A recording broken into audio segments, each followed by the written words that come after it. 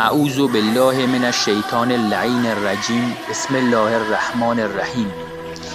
امام صادق علیه السلام فرمودند هر که از یاران ما که یکی از برادران دینیش در کاری از او کمک و یاری بخواهد ولی او تا آنجا که میتواند در آن کوشش نکند، به خداوند متعال و رسولش صلی الله علیه و آله و سلم و مؤمنین خیانت کرده است. ابو بصیر میگوید عرض کردم مقصود شما از مؤمنین چه کسانی اند؟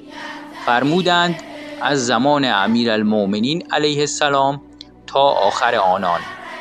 کتاب شریف اصول کافی، کتاب الایمان و الکفر، ترجمه مصطفوی، جلد 4، صفحه 67.